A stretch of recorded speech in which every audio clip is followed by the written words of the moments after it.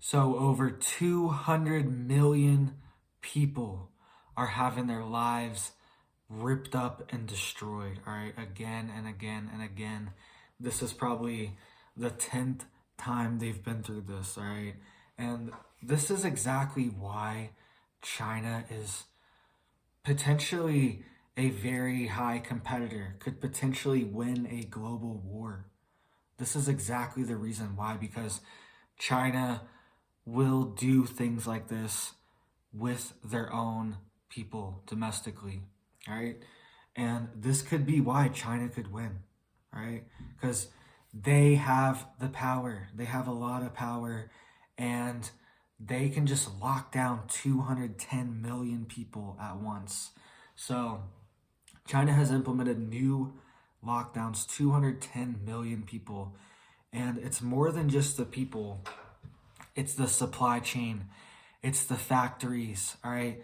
People in the largest iPhone factory in the world are locked down right now, and they are fighting for food. They're scavenging for food. They're having skirmishes over food because it just happened very suddenly. People didn't bring a bunch of food to work, and they were at work and they got locked down in a factory, and now they're skirmishing for bags of peanuts and stuff like this, okay? This is why China is very dangerous to the United States and to the world, because they can lock down, they can shut down at any moment. Their government has this kind of totalitarian power, sorry about that, to lock things down, all right? So this is huge, all right? The biggest iPhone factory in the world is locked down. And it's more than just this. It's very dystopian as well. I was seeing lots of videos coming out of China and these new lockdowns. And what if a war does pop off with the US and China? China can just say the whole country's under lockdown. All right? They already have the infrastructure in place. The citizens are conditioned for it, and people that work in the government are already ready for it. They're already like used to locking people down and putting people in these dystopian conditions, right? So these videos coming out of China though are insane. All right, big things are happening in China. I'm seeing videos of drones with QR codes, all right? Like those codes you scan with your phone.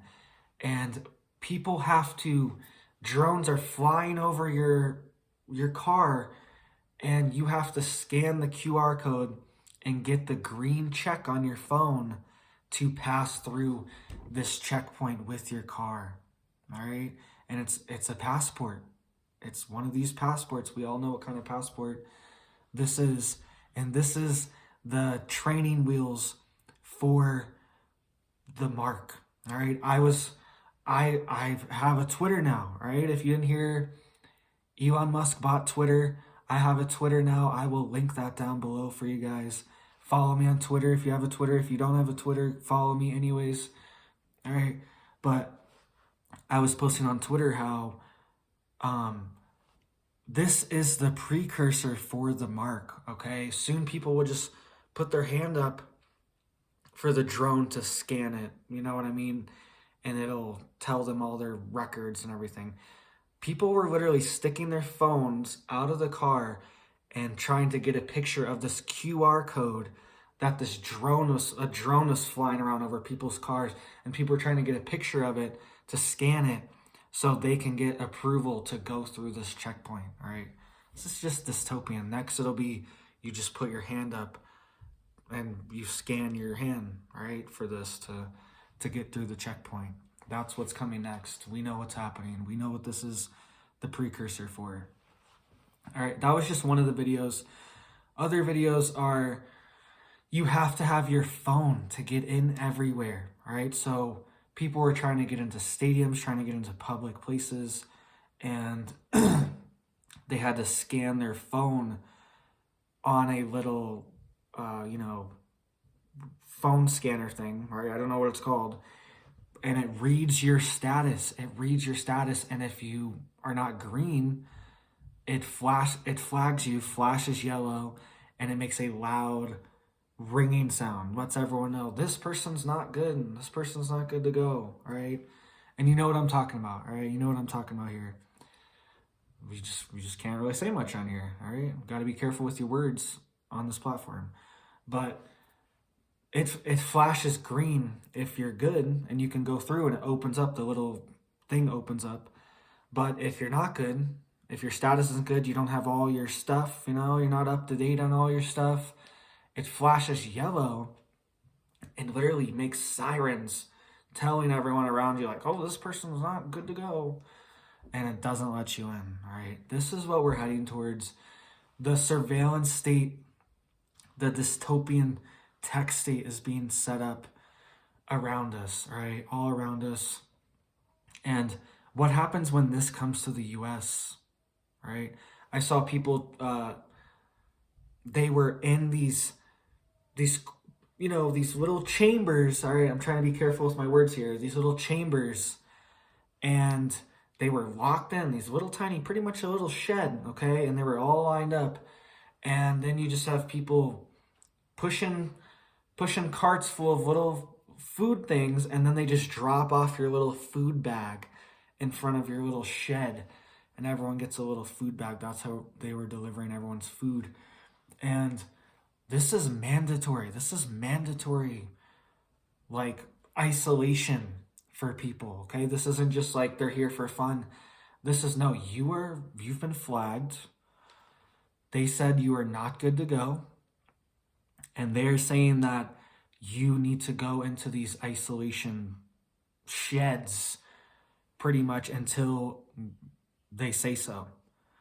All right, so this is coming here. This is very dystopian. China has not let their foot off the gas for any of this stuff at all. They have kept it going, and they want to keep it going because it's a weapon.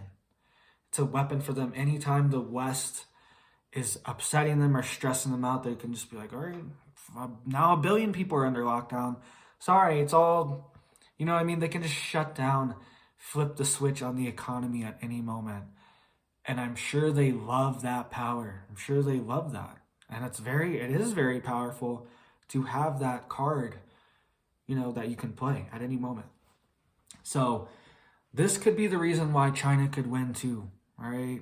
That's why I was saying that, because if a war happens, even if our military is supplied, even if we can find the supply chain to, what about our entire economy and everything else? It's going to go down the tubes very quickly. China's economy will too, right? They will too.